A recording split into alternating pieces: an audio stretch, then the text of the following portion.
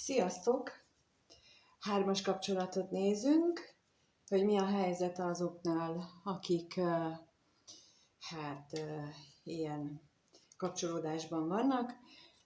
Az én megközelítésem szerint vannak, akik együtt élnek, akik nem élnek együtt, és a középső személy az mind a két kapcsolatban ugyanaz, a párjuk az más, itt is, meg ott is. Lehet a középső személy férfi és nő, és a párjuk is lehet férfi és nő, mindenkinek a saját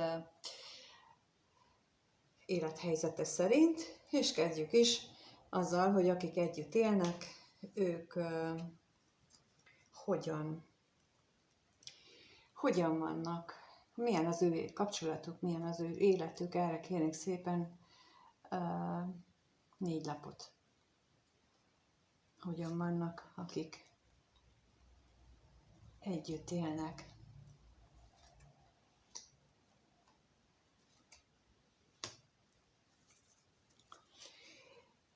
Úgy látom, hogy ők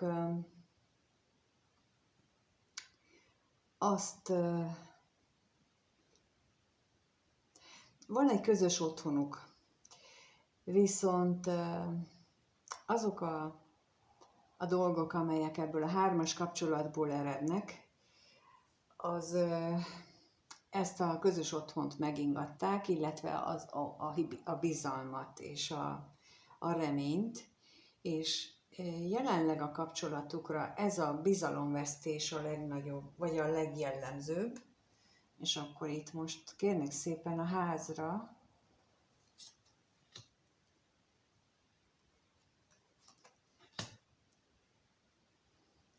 és a tolvajra is.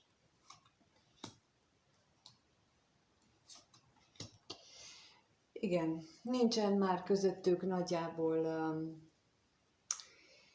testi kapcsolódás sem, és egyébként lelki eltávolodás is mutatkozik. Leginkább a női fél részéről van az, akinek már úgymond elege van ebből, vagy hát aki a nővel jelölt fél, akkor inkább így mondom, akinek elege van már ebből az egészből, mintha ő tudna is erről a hármas kapcsolódásról, vagy legalábbis sejtése van róla, és ő nála látom azt, hogy neki már elege van. De akkor a találkozásra kérnék szépen, a látogatásra még plusz információt.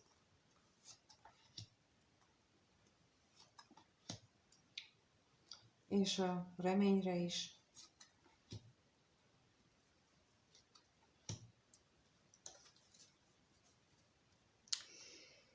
Időről időre visszalátogatnak a múltba, a múlt emlékeihez. Néhány esetben azt is látom, hogy próbálnak valahogyan másképp állni, lelkileg másképp állni a kapcsolatukhoz. Néhány esetben azt érzékelem, hogy ők megkísérlik változtatni az életükön azért, hogy ezt a kapcsolatot helyreállítsák, de nem biztos, hogy ez, legalábbis pillanatnyilag nem azt látom, hogy ez ilyen sikeres lenne, különösen ezért, hogy a nő fél az már így viszonyul az egészhez, tehát ez egy ilyen maga mögött hagyott dolgokat jelent, vagy nem szép így. Jó, akkor megnézzük azt, hogy mit tudhatunk a másik kapcsolatról. Másik kapcsolatban, ahol nem laknak együtt, csak energetikailag van meg még az a kapcsolat, vagy lehet, hogy másképp is, de hogy ott mit lehet tudni, az a kapcsolat hogyan működik. 4 lapot kérnék szépen ott is.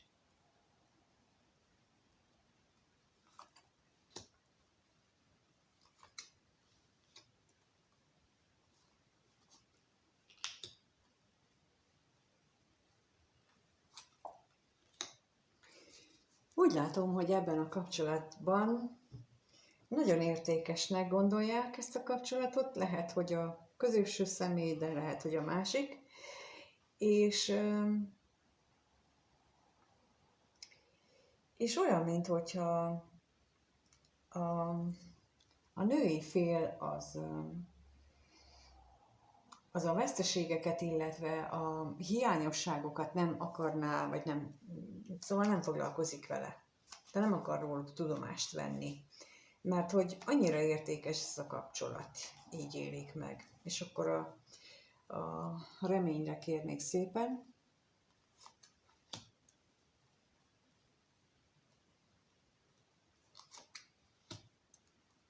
És a pénzre is.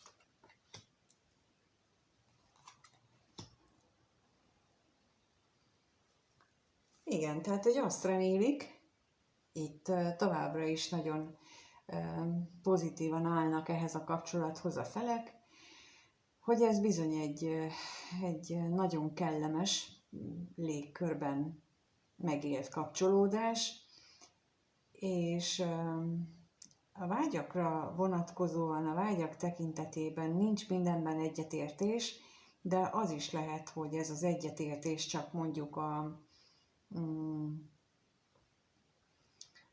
nagyobb dolgokban és a kémia tekintetében ott azért jól működnek. Itt inkább az anyagiakra vonatkozóan érzem ezt a vitás helyzetet, és ott érzem ezeket a problémás szituációkat.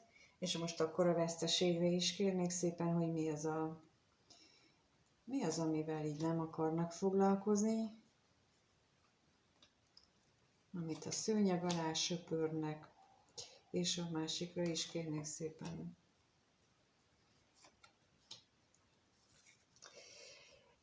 Azért itt, amit a szőnyeg alá söpörnek, az anyagiaknak a dolga. Itt is mondtam, hogy olyan, mintha az anyagiak miatt lenne időnként vita, de a békesség kedvéért, vagy hát pont azért, amit itt az előbb láttam, hogy annyira szép egyébként más szempontból ez a kapcsolat, hogy ezzel nem akarnak foglalkozni.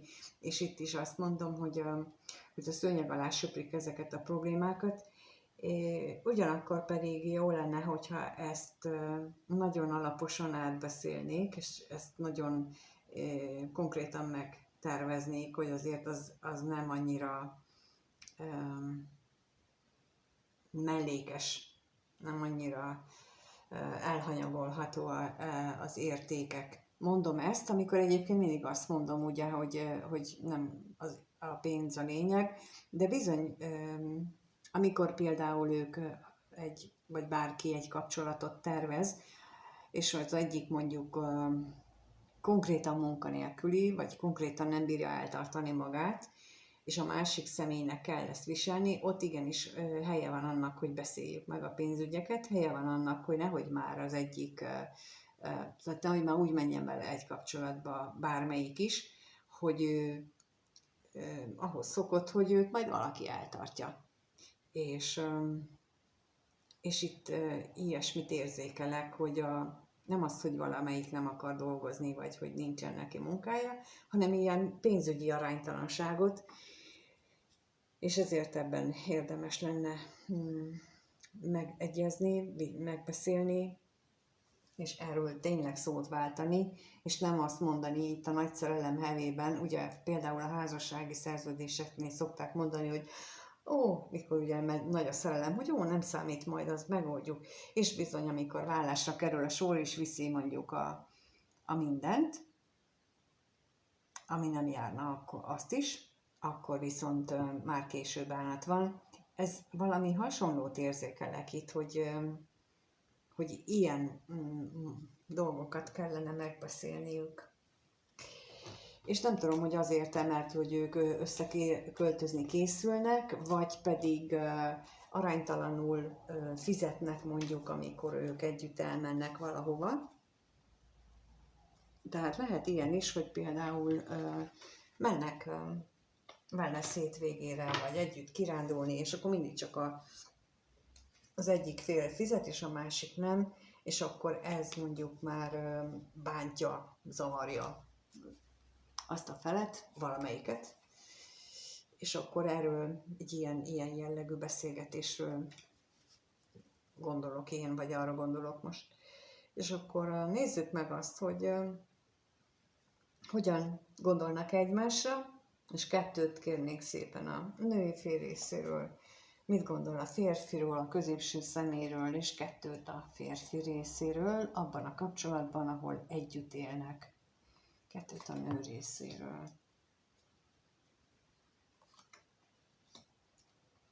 És a férfi mit gondol a nőről?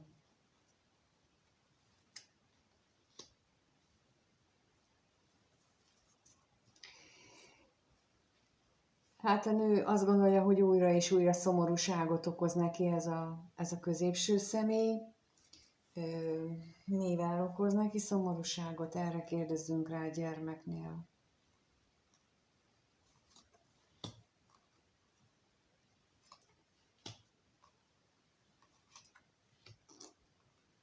És a szomorúságra is kérlek.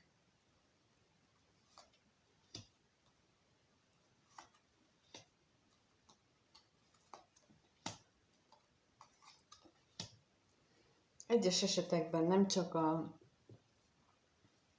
a női félnek, tehát az együtt élő társnak okoz szomorúságot, hanem például, ha vannak gyerekek, akkor azok is ezt nehezen élik meg, az ő jelenlegi kapcsolatukat, és ez is eszébe jut a női félnek, mert azt látom, hogy olyan a nő szerint olyan ez a kapcsolódás, hogy teljesen bizonytalan. Bizonytalan az anyagiak, bizonytalan, hogy most akkor van vagyon, vagy nincsen vagyon, vagy hogyan van az egész életük. Időnként jól működik a kommunikáció, aztán meg nem működik, aztán napokig nem beszélünk, vagy csak éppen oda szólunk a másiknak. Szóval, hogy itt olyan nagyon, hát változékonynak mondanám, de ez a negatív értelemben vett változékony kapcsolódást látom, vagy ő így gondolkodik a középső félről, vagy a középső szeméről, hogy így viszonyul ehhez az egészhez. Lehet, hogy nem mindig dolgozik például, vagy ha dolgozik, akkor rendszertelen az, amit hazaad pénzt. Tehát lehetséges, hogy ilyen problémák is vannak. Nagy a bizonytalanság, és ez az anyagiakban is megnyilvánul itt. És a középső személy pedig a vele együtt élő párjáról úgy gondolja, hogy az stabilan ellátja az otthoni feladatokat, kiszolgálás, mindenkinek a szokását azt intézi, és akkor a lelkészre kérek, és a örvendezésre.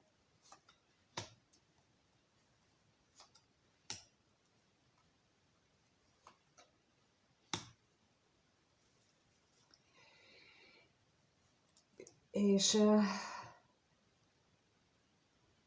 tulajdonképpen itt azt is látom, hogyha ez egy rendesen felvállalt, már úgy értve, hogy törvényesített kapcsolatról van szó, akkor már mint a középső személy úgy éli meg, hogy ő nem szomoríthatja el ezt a társát, hiszen milyen rendesen kiszolgál mindenkit, és milyen jól ellátja a dolgokat, ezért például képes akár érzéseket is színlelni, és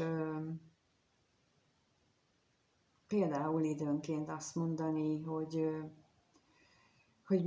jól el vannak, amikor valójában pedig látszik, hogy ez mind csak színlelés. De ez neki, úgy látom, hogy ez neki egy olyan feladat, ennek a megtapasztalásnak a meghaladása, amin már túl kellene lépnie, tehát hogy itt az őszinteség felvállalása, illetve a saját magának az érzéseinek a felvállalása lenne az alapvető feladata. De még nem tart itt. Megnézzük akkor a másik kapcsolatban, hogy ott mit tudhatunk meg, a másik kapcsolat hogyan áll, hogy van ott a középső személy mit gondol az ottani párjáról, középső személy mit gondol a harmadik félről, aki a kapcsolatban harmadik fél, és mit gondol a harmadik fél a középső személyről.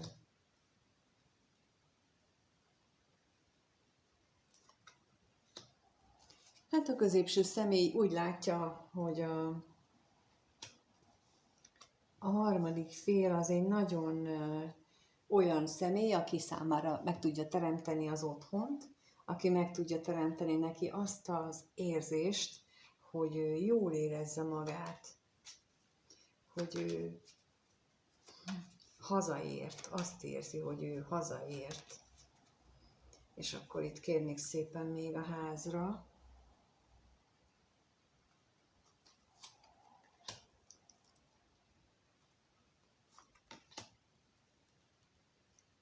A házra.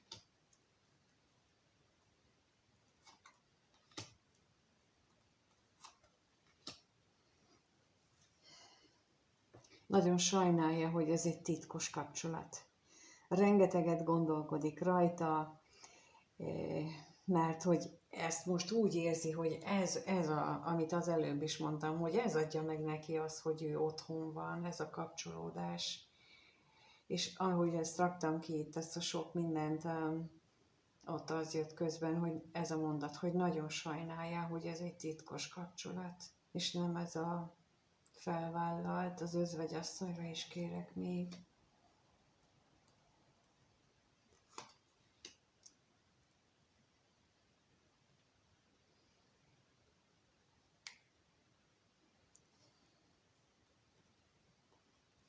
Itt most azért hallgattam, mert ugye a másiknál azt mondtam, hogy az egy hazug szerelem, tehát hogy hazudja a szerelmet. Itt pedig azt érzem, hogy, és a másik két lapot azért is kértem rá, hogy biztosan jól gondolom-e, itt pedig azt érzem, hogy ez egy nagyon is erős szerelem a részéről, nagyon erős érzelmek vannak itt benne. Nagyon kitartóak a találkozás és a minden szempontjából. Tehát itt most nyomatékosításként érzékelem a hamisságot, tehát már a toxikus minőségben, tehát olyan nagyon függőségi szinten nagy benne a szeretetérzés itt, szerint, vagy felé a párja felé. És a párja részéről pedig úgy látom, hogy úgy gondolkodik a középső szeméről, hogy ő egy nagyon is a múltját tisztelő és az ígéreteit betartó ember. És akkor most a levélre kérnék szépen.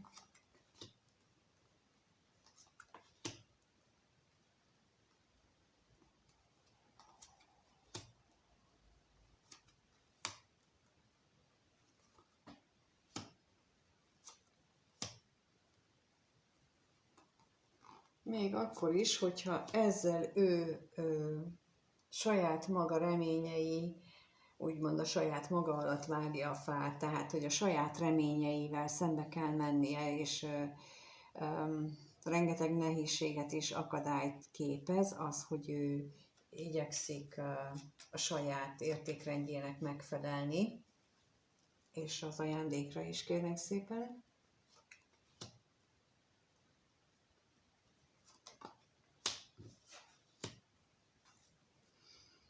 Bizony, itt a másik kapcsolatra utal, hogy függetlenül attól, hogy ő hogyan érez ott az a kapcsolattal összefüggésben,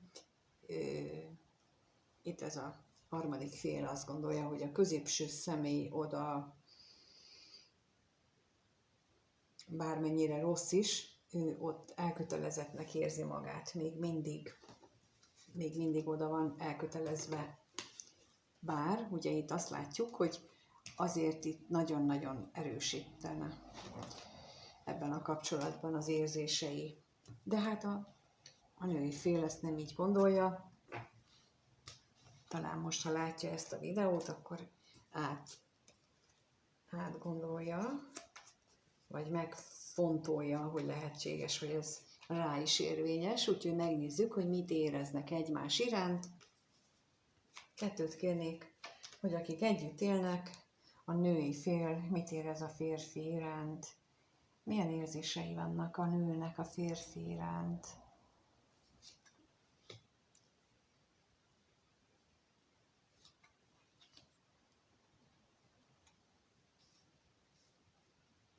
És a férfinak a nő iránt, akivel együtt él.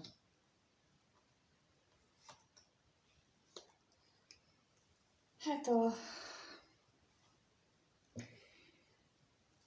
az érzések szintjén az együtt élő társ részéről azt látjuk, hogy ő úgy látja, úgy él, olyan érzések vannak benne, hogy rengeteg akadály és rengeteg nehézség és rengeteg probléma van ezzel a középső személlyel.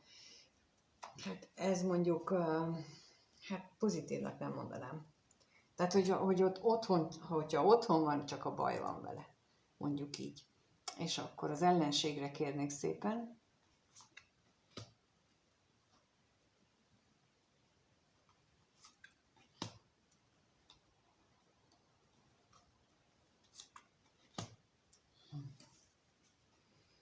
Mert állandóan magába fordul, nem veszi ki a részét az életből, a közös életből, nem úgy éli meg, hogy ő a család része, és akkor a házra is kérnék szépen.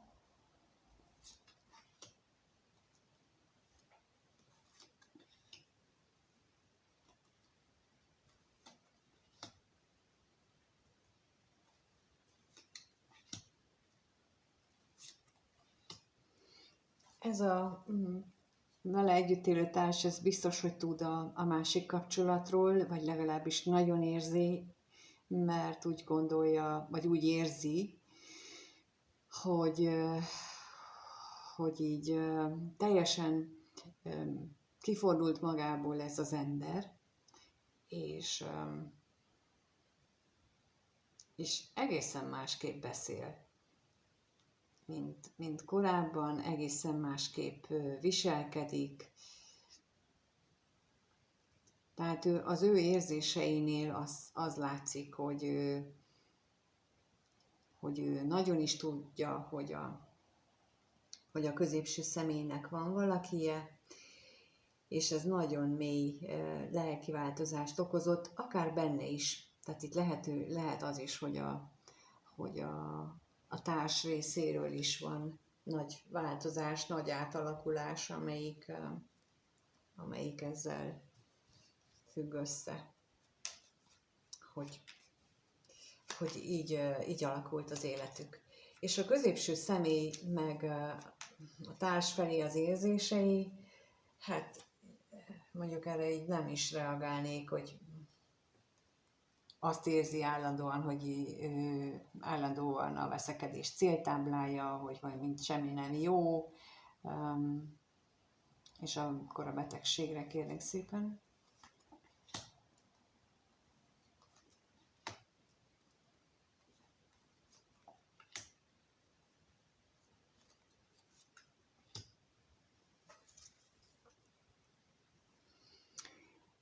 Újra és újra az jön elő,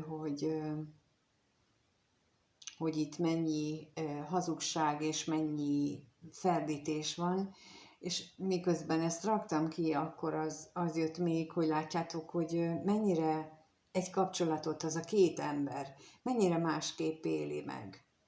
És ezzel, amikor például a hármas kapcsolódás mielőtt ugye bejön egy harmadik személy egy ilyen kapcsolatba, előtte már akár éveken, akár évtizedeken keresztül ugyanígy elbeszélnek egymás mellett, ugyanígy teljesen másképp látják a másik személyt, mint ahogy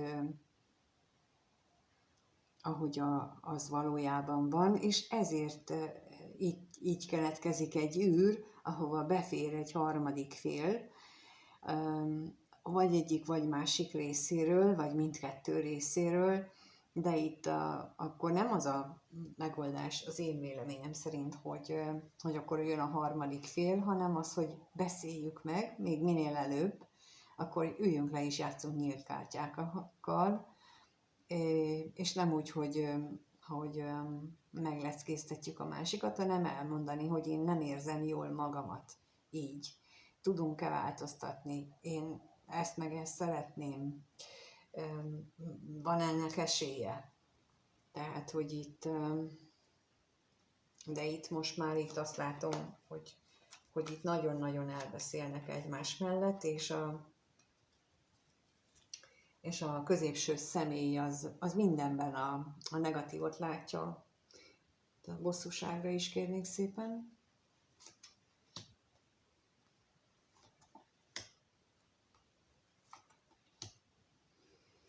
Állandó féltékenységet él meg a másik fél részéről, akkor is valószínűleg már így volt, amikor még nem is lett volna, vagy volt rá oka, és így a középső személy azért, mint mondtam, azért jön be, vagy fér be egy harmadik fél, mert ő eljut arra a szintre, amikor tényleg mindenben, még egy tényleg kedveskedő szóban is már milyen hátsó szándék van mögötte. Szóval amikor már így áll hozzá,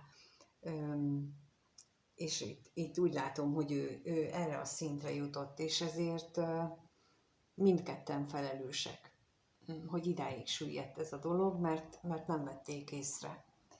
Hogy ebből van-e kiút, az, mint mondtam, egy ilyen párkapcsolati tanácsadásnál hamar kiderül.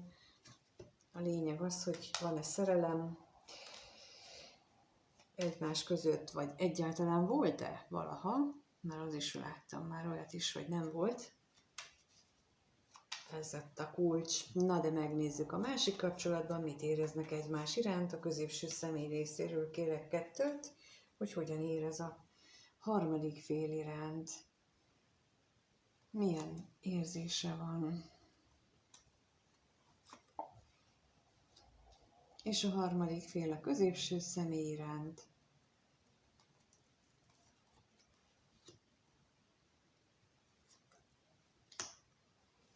Hát azt látom, a középső személy nagyon is el tudná képzelni őt, mint elkötelezett társat, nagyon értékesnek gondolja ebből a szempontból, tehát, hogy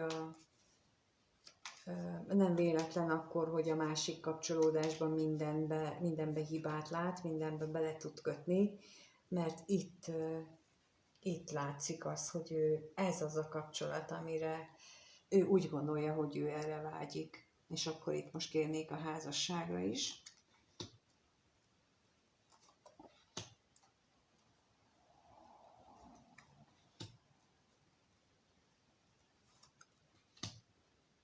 És a pénzre is.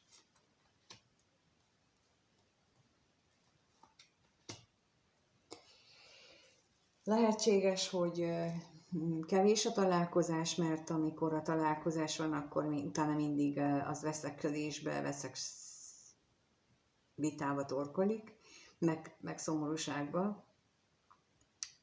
Ugyanakkor pedig nagyon-nagyon erős a szenvedély, amit a középső személy érez a másik fél iránt. Ezek a heves szóváltások akár lehet, hogy mondjuk a másik kapcsolatban következnek be, de az is lehet, hogy itt. És akkor itt a harmadik fél részéről pedig azt látom, hogy ő nagy lelki nyugalommal arra vár, hogy itt majd az égiek intézik a dolgokat, és hogyha meghozzák a döntést, hogy mikor, minek kell történnie. Tehát itt a harmadik fél érzés szempontjából egyenlőre ezt látunk, de akkor még a bíróra kérnék szépen.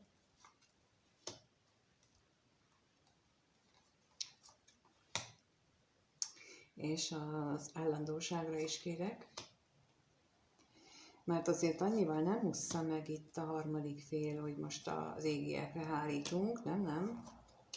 arra voltam kíváncsi, hogy mi van a háttérben, és az van a háttérben, hogy ő bizony igazán vágyik erre a kapcsolatra, és ez a majd legyen úgy, ahogy az égiek akarják, ez viszont a felszín. Ez a látszathazugság, amivel nagyon gyakran élünk, és nem az igazság. Ki is jött ide az, hogy ez nem az igazság. Jó lenne itt az őszinteség, a valódi magunkba mélyedés, amikor ilyen könnyedén kiejtjük azt, hogy legyen vagy legyen minden úgy, ahogy az égiek akarják. Valóban? Tényleg? Teljes lelkünkkel így gondoljuk? Vagy pedig csak ez a reflexzerű válasz?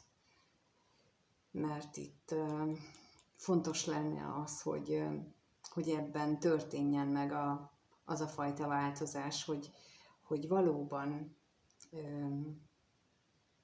kitartok. És nagyon sok esetben például, akkor most itt az jutott eszembe, hogy azt mondjam el, vagy hát azt mondják, hogy itt arról beszéljek, hogy nagyon sok esetben csak arra annyit kell, annyira vár a középső személy, hogy ő azt érezze, hogy ő szeretve van. És nem kell itt külön mondani, hogy szeretve van, vagy nincs, vagy hogyan van, csak hogy úgy érezze a kedvességen, a simogatáson, vagy bármilyen más ilyen, ami tudja a harmadik fél, és nincs erre szükség, hogy majd lesz úgy, vagy úgy lesz ez a felszínes szöveg. Tehát, hogy erre nincsen szükség, hanem csak egyszerűen elismerni magunkba, és nem kell mindig ezzel erőltetni, hogy mostan tudja, hogy a harmadik fél mennyire szereti, hanem csak egyszerűen érezze, és az érzés az hamarabb átmegy neki, mint hogyha beszélünk róla, vagy mondjuk a másik félnek, mert az energiák, már mondtam többször például, ha ő tényleg férfi, akkor a férfiak az energiákat sokkal jobban tudják kódolni, venni is, jobb a vevőjük, és kódolni is jobban tudják, mint a szöveget. A női beszédre azt nem tudják, hogy mit jelent. Azt arra szokták mondani, hogy azt nem lehet megfejteni. Amit meg lehet fejteni, az energiák, amiket egy nő kibocsát. Na de akkor megnézzük, hogy hogyan alakulnak a kapcsolatok a következő 1-2 hétben. Lássuk, hogy akik együtt élnek, az ő kapcsolatuk hogyan alakul. 4 lapot kérnék szépen. Hogyan alakul az együtt élők kapcsolata a következő 1-2 hétben.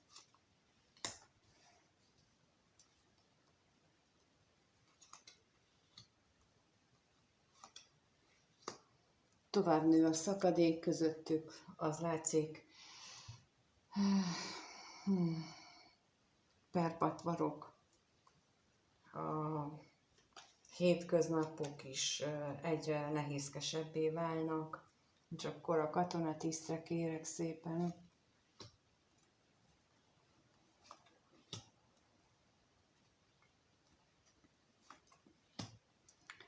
Az eltávolodás, a megújulás reményei ugyan itt van, de az eltávolodás is ott van, és akkor a bosszúságra is kérek.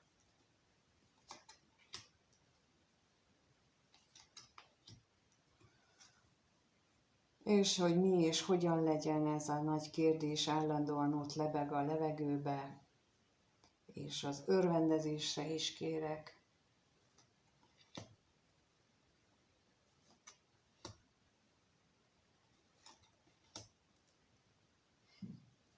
Az ellenségre is.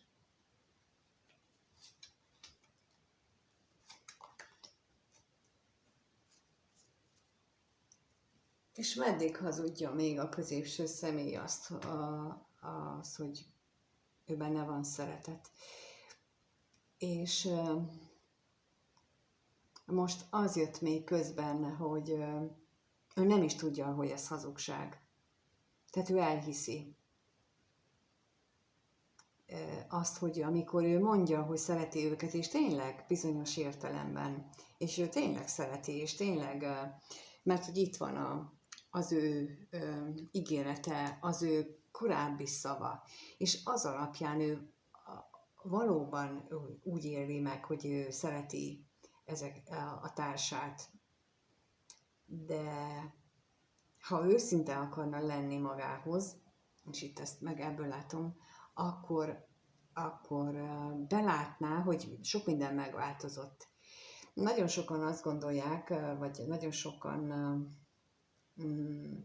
úgy gondolják, hogy a dolgok azok nem változnak, és nem tudnak menet közben rugalmasan alkalmazkodni az új szituációkhoz. És itt is arról lehet szó, hogy valóban volt korábban olyan időszak, amikor szerette. De ahhoz, hogy belássuk magunknak is, a másik személynek meg pláne, hogy már ez nem igaz, már nincs meg itt az a szerelem, mint régen volt, vagy az a szeretetérzés, ami régen volt, ahhoz nagy bátorság kell, és nagy felvállalás. És a bátorsága elsősorban a magunkkal szemben, vagy magunkban kell a bátorság, és magunkban kell tudnunk felvállalni ezt az egészet, hogy megváltozott, és hogy elismerni, hogy megváltozott, bennünk változott meg a dolog, és viselni ennek a következményeit, még akkor is, hogyha ezért mondjuk a társunk csúnyán fog hozzánk szólni. Na hát ettől ez a felnőtté válás, ez a felelősségvállalás, hogy beismerjük. És most lehet mondani azt, hogy az kegyetlenség a másik személlyel szemben, ez az őszinteség. A kegyetlenség az álhazugságok, amikor áltatjuk a másikat, és ő például, mivel, mint az elején kijött, hogy időnként a középső személy eljátsza azt, hogy ő kedves, aranyos, és még mindig ugyanaz a személy, na ez a hazugság, és ez sokkal kegyetlenebb, szerintem, a másik féllel szemben, mintha azt mondaná, hogy megváltoztak az érzéseim. Persze olyankor az jön, hogy akkor jó van, menjél, költözzél el. Nem biztos, hogy azért mondja el, hogy el akar költözni, csak azt tudatni szeretné, hogy megváltoztak az érzései, és hogy ezen túl másképp kellene. De ehhez nagyon érett személynek kell lenni, hogy ezt így meg tudjuk egymással beszélni. Viszont minél előbb tesszük meg ezt, annál hamarabb elkezd felnőni mind a két fél, és talán nem is jutnak idáig. És akkor megnézzük, hogy a másik kapcsolat hogyan alakul a következő 1-2 hétben. A középső 4 lapot kérek, nem kérek külön, csak 4 lapot a kapcsolat alakulására a következő 1-2 hétben.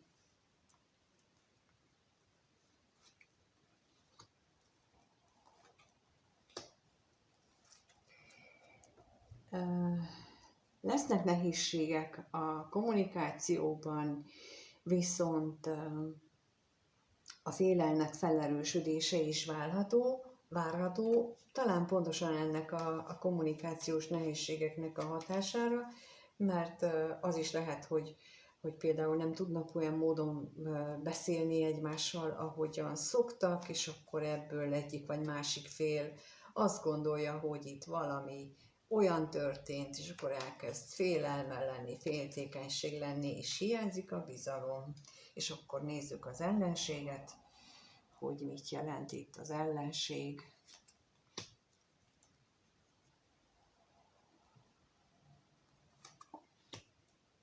És az üzenet.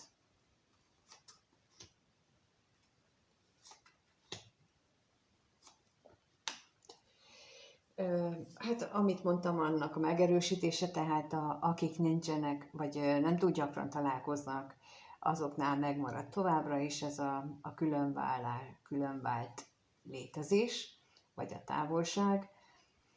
Viszont a kommunikáció, amire egyik vagy a másik személy, az nem hozza meg azt az örömet, amiben reménykedik, vagy azért, mert nincs kommunikáció, vagy azért, mert olyan rövid, vagy olyan tartalmú, ami nem hoz örömet. Viszont amit mondtam, hogy ez eredményezheti azt, hogy itt megnő a féltékenység, vagy a félelmek, felerősödnek, úgyhogy lássuk a pénzre.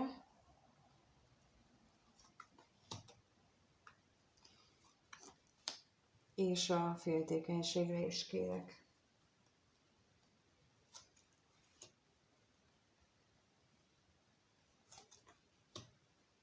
Igen, mert az jött itt még közben, hogy mert bezzeg, amikor még szerettél, akkor tudtál írni, akkor tudtad mondani, akkor tudtál sort keríteni rá, de most már biztos nem szeretsz, és azért, na ez az, ami ki tudja ütni a biztosítékot, amit nem szeret egyik fél sem hallani, úgyhogy ha ilyenre kerül a sor, akkor ez nem segíti elő a kapcsolatot. Persze attól függ, hogy kinek mi a célja vele, tehát hogyha valaki le akarja zárni, akkor ezt bőven elősegíti, ha viszont ezt tovább szeretné csinálni, akkor ez így az ilyen típusú szemrehányások azok